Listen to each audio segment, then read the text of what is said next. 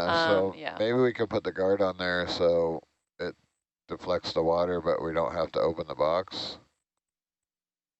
So there was 2 reasons I took it off. One, so we can use these Embari style core handles in there. That don't have enough room on the hardware to slide in, right?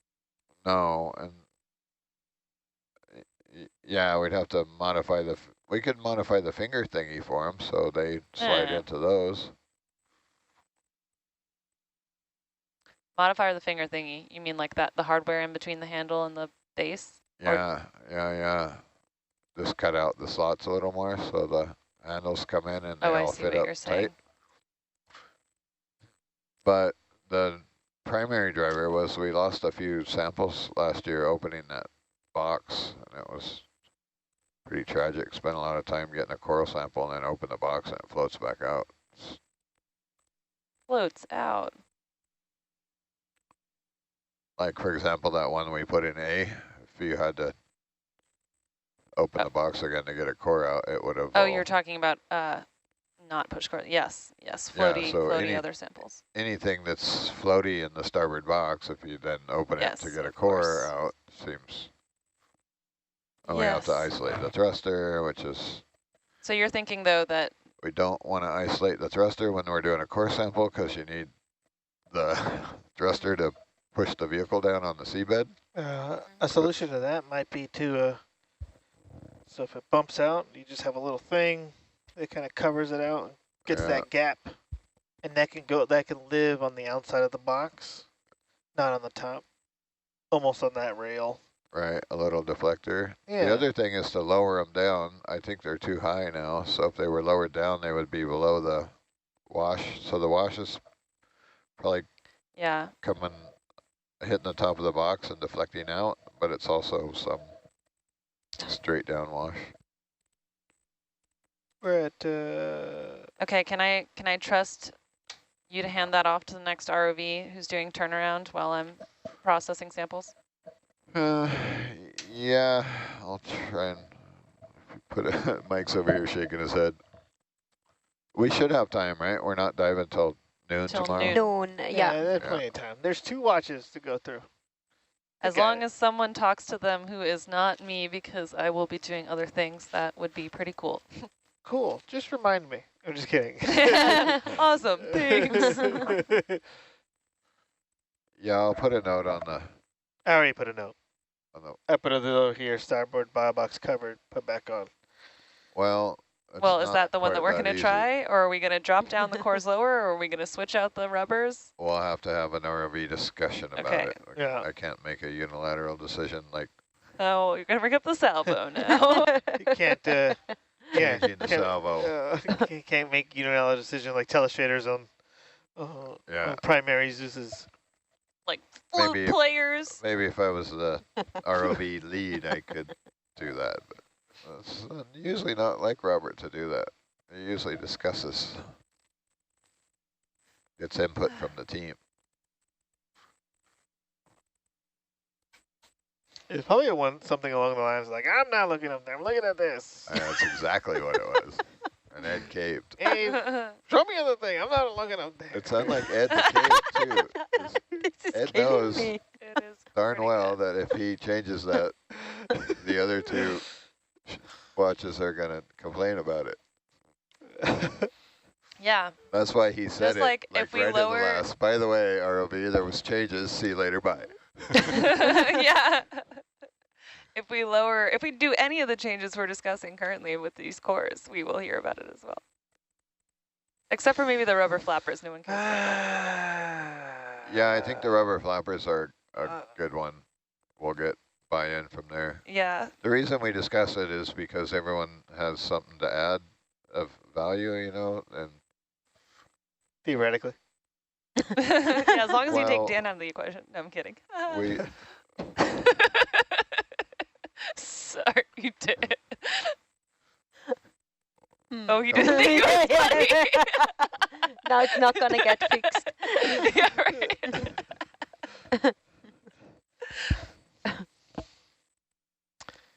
I hate that finger guard. I almost float tested it when I took it off there. Oh, we just got the salinity back. Oh, was it not reading salinity earlier? Yeah, That is so for salty. almost a whole day. Oh, I don't know why didn't pop miss my that. Would you mind started putting now. that in? What's that? For some reason, it seems like the salinity maybe wasn't piping to Grafana earlier in the day. It's in the science portal. It was, we always got data, but it wasn't displaying. Oh, okay. Tim. Yeah, I talked to him and yeah, he checked it. We are at 815 meters. We're all lined up for recovery too. Goalpost it. Placing bets. Ooh, I don't know. We're 800 out. Too early. Yeah. Ooh. Come on, knock on my door. Did you guys adjust your heading, or because the ship's streaming, did it naturally change from like 315 for Argus up to 354? Because it's being pulled. It's just getting pulled. I don't have any auto headings on. We're just relying on the We're relying on drag us. the sea itself. Being towed around. Yeah.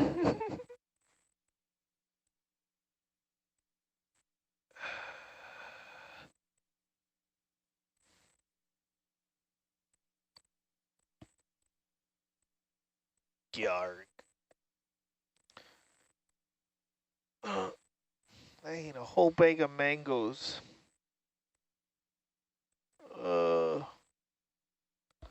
Huh?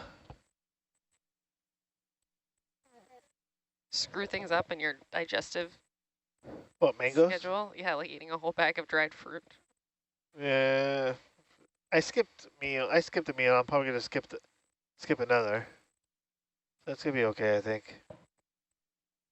I didn't realize until the end, because they're dried up mangoes, that they look like the surgical tubing that I had. I was like, oh god, it looks exactly the same. Did you ever find your second string? No. Oh, sorry to bring it up. Although here's a Velcro I had earlier today. You did find the Velcro. I didn't find the Velcro. I haven't found my death string. Kind of bummed about that. You know, but So you never got to finish telling us your story about your ride in Alvin? Oh, yeah, so that was in 2000. Wait, you were in Alvin? I didn't missed that? What? Yeah, I dove in Alvin in 2014 off the Atlantis because I was working for a geochemist at the time who really wasn't a fan of spending that much time in a small sphere. At the bottom of the ocean. Oh, well, that's nice. Did you fly at the vent field, or what type of science or project No, was we it? were at Dorado Outcrop, which is a diffuse flow, low temperature, insignificant chemistry site off of Costa Rica on the Cocos Plate. And it was really cool. So I was with Phil Fort. He was the pilot. His wife was on the expedition previous to this. And then, Oh, really? yeah, and a cameraman named Maurice from New Zealand. And they're Wait, both over 6 feet tall. Oh, Phil was the pilot, you're saying? Yeah. Oh, yeah. And I'm lucky, I'm only 5'6", so I could fit my feet across the bench, and so it was relatively comfortable, but they were like cramped in this small sphere. Yeah. And so we went down. It took like 2 hours to get down there, and then for 4 hours we, had our mission. We were lucky because we were looking for areas where there was the flow, and so we started at one end of this.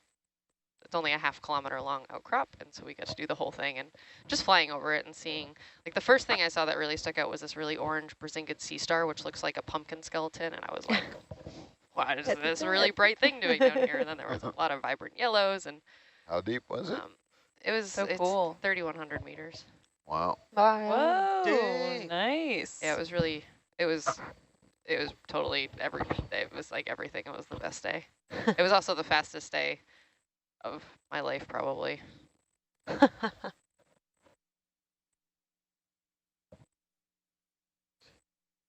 you have any cool photos from that adventure? Well, that's one of the things is I had not at the time appreciated the importance of the scientist's role in the Alvin using the cameras. So when you're in Alvin, there's two cameras that not the pilot, so either the observer and the science observer are controlling, and you're supposed to focus it and take stills, and that was just You were too in the moment. useless data from that time. From I think Maurice he was even a cameraman, and I'm not confident that. This from the wow factor. It's just the coolest. It would be neat if every scientist who was interested in the seafloor had the opportunity to do it. If only, if only. I couldn't imagine it. It was, we did an ROV job on Atlantis with another outfit, and the guys were there doing the maintenance on Alvin during the whole time, so it was on Atlantis, and we got down in there once, and after 5 minutes in there, I was like, okay, I'm ready to get out. What the heck? Oh, And I got up where the pilot actually has to kneel on his knees the whole time gosh. to operate the thing, and it's just, it Sounds was horrible. very uncomfortable. I couldn't imagine doing that for 8 to 12 hours. Yeah, it's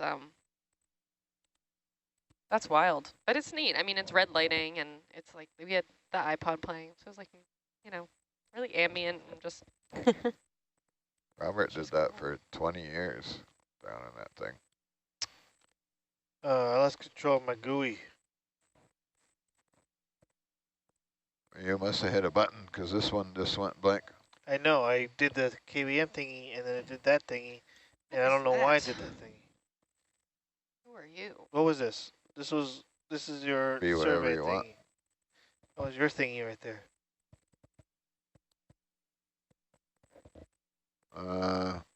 Are you on Argus Center?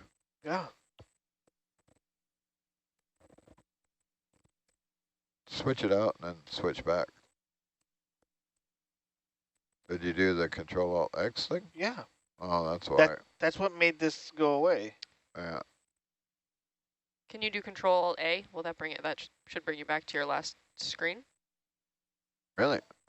Yeah, if you're on the KVM and you have to switch between two screens, use Control-A. Yeah, it's a KVM thingy, or probably view only, or it's locked up or something. All right, where are we? Do 664. Control-X. What does it say? Sorry, Leela, are you Because trying? I have control. All good. I'm just talking to myself back Release here. it Don't mind and me. Okay, grab you it have again. 28 minutes. Just to add some pressure Now view it. there. View it once.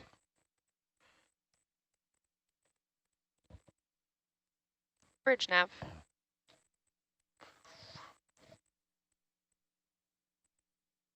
I just wanted to give you an update. We should be at the surface in about 30 minutes.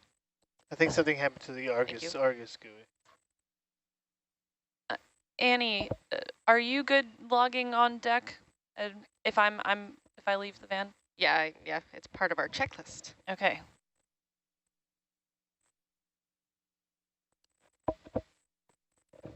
Wow.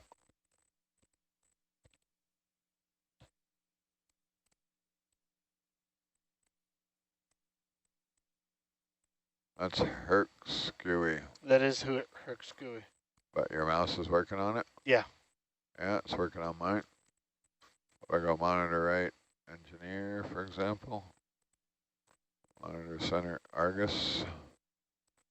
Now do Control-X. And then select Argus.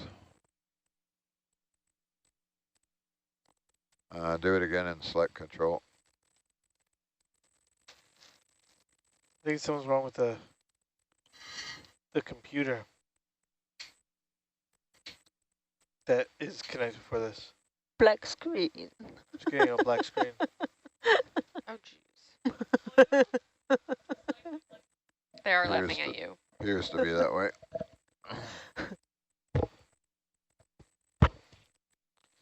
You can pull up the Herc GUI and use that, Does that cause problems? possibly. Hey, there it is. Have Isn't that the fun. Argus? No, No, it's the Hercules. Oh, look, we both have, we can we dual can't. battling mouse. We both can't do the thing we need to do. That's fine. Well, just so I don't have to deal with anything, I'm going to bring up the camera. Monitor right, Argus. Can you try and bring it up on one of your? Yeah, I'm gonna take away the screen. Is that That's okay? fine. Yeah, Okay. yeah. What do you want? The Argus? Yeah, so I'm bringing up Argus camera. So it's going to be all black. Yeah. Do a Control Alt X there. See if you can grab it with the KVM.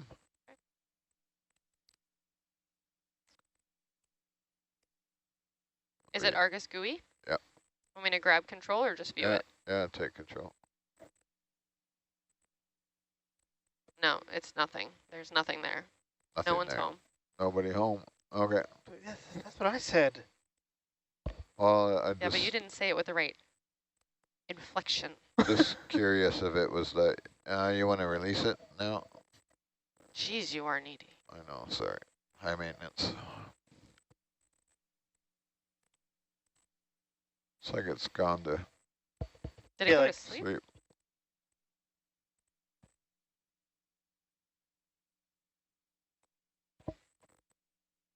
So the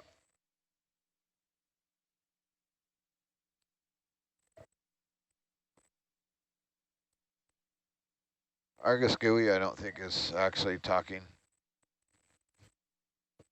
directly to the Argus Mux. I think the way it works is, But it's whatever the thing is, because I lost like the Grafana, I lost all the other background stuff. yeah. But I think like I still have control. Like you can, I think the way the software works is the Hercules topside controls the hardware for both. And then the Argus GUI piggybacks off the Herc GUI, because you can't start the Argus GUI and run anything unless the Herc GUI is at the little terminal. The script? Yeah, the actual program that's doing the real-time control. For example, I should be able to.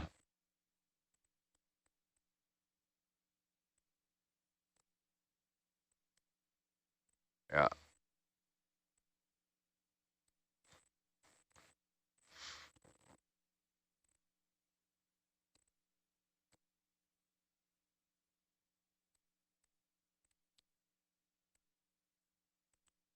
So we have the Argus GUI to deal with and the core tube thing. That's the only two items on the defect list. Did that cause Argus camera to go out, or is that something you... No, it's up. Oh, okay, cool. Yeah, so we're getting ready for recovery, and that's one of the, if we forget to tilt that one up, it'll hit the deck when we recover. Right. So out of all the ones that we have to remember, that's the one. Copy that. and it gets occasionally forgotten, and Mark will just reach down and grab a hold of it and Tilt. freaking yard on it Yeah, and yeah. back drive the tilt actuator. He has to at that point, right? It's got to land on deck without hitting the camera. Dan, could you put the screen up that shows like the time to descent? Oh, the utility? Yeah, Yeah, sorry. thanks.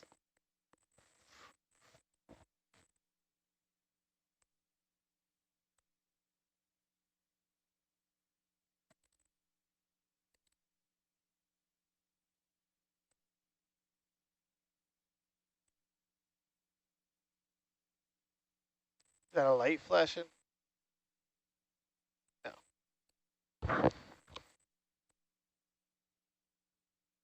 An Argus light flashing? No. Never mind.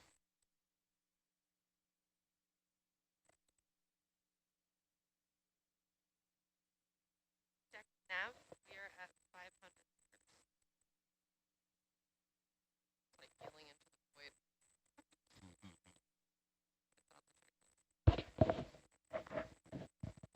I haven't seen Mark out there yet. It takes them like 3 minutes to set up. He might not be up yet. We're early.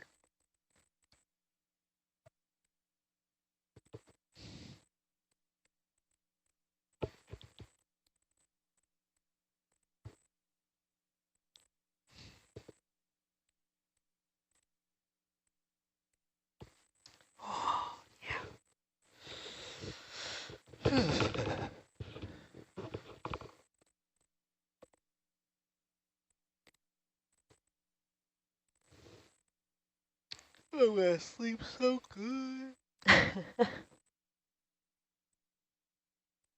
You didn't sleep at all before shift? No? Oh, dear. Lie. He was asleep in the lounge on the couch. No, that was me trying to sleep.